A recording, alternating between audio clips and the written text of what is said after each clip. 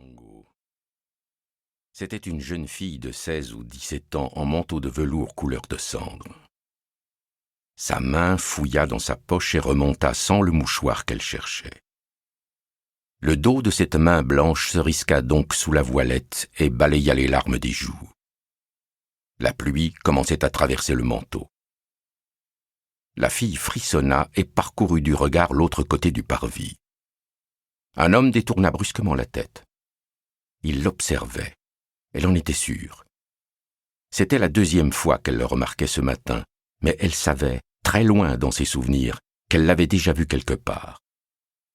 Visage de cire, cheveux blancs, moustache fine et petites lunettes en fil de fer. Où l'avait-elle croisé? Le tonnerre de l'orgue la ramena à Vango. C'était l'heure solennelle. Le vieux cardinal se leva et descendit vers les hommes en blanc. Il avait écarté le parapluie qu'on lui tendait pour l'abriter, comme il repoussait toutes les mains qui voulaient l'aider à descendre les marches. « Laissez-moi !» Il tenait sa lourde crosse d'archevêque et chaque pas accompli paraissait un petit prodige. Le cardinal était vieux et malade.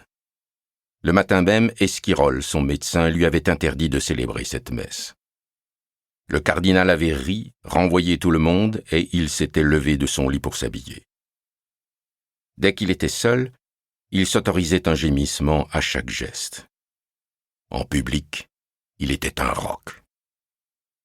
Maintenant, il descendait les marches sous la pluie.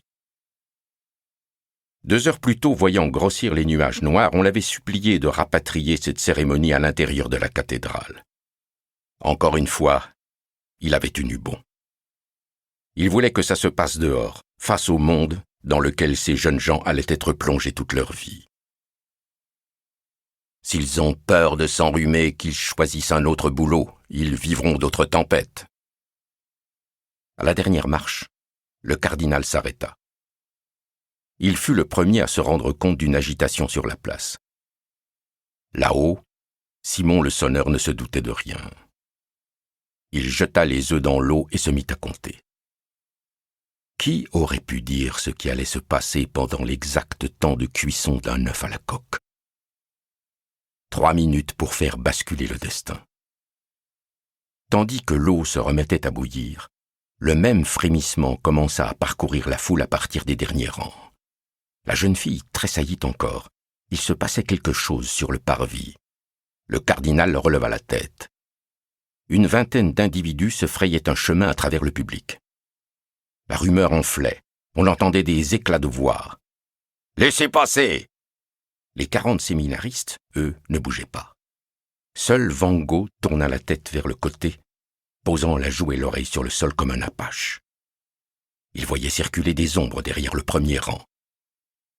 Les voix se faisaient plus claires. « Que se passe-t-il ? Écartez-vous !» On se méfiait. 2 mois plus tôt, des émeutes avaient fait des morts et des centaines de blessés place de la Concorde. « C'est la police !» cria une femme pour rassurer la foule. On cherchait quelqu'un. Des fidèles tentaient d'étouffer le brouhaha. « Chut ! Taisez-vous !» 59 secondes. Sous sa cloche, le sonneur comptait toujours. Il pensait à la petite Clara qui lui avait promis de venir. Il regardait le couvert dressé pour 2 sur une caisse. Il entendait bourdonner la casserole sur le réchaud. Un clerc, en robe blanche, s'approcha du cardinal et lui parla à l'oreille. Juste derrière eux, un petit homme rebondi tenait son chapeau à la main. C'était le commissaire Boulard. On reconnaissait ses paupières tombantes façon vieux chien, sa truffe et ses joues roses, mais surtout ses prunelles étincelantes de vivacité. Auguste Boulard. Imperturbable, sous l'averse d'avril, il guettait le moindre mouvement parmi les jeunes gens allongés sur le sol. 1 minute 20 secondes. C'est alors que l'un d'eux se leva. Il n'était pas très grand. Sa robe était lourde de pluie. Son visage ruisselait. Il fit un tour sur lui-même au milieu de ces corps qui n'avaient pas bougé.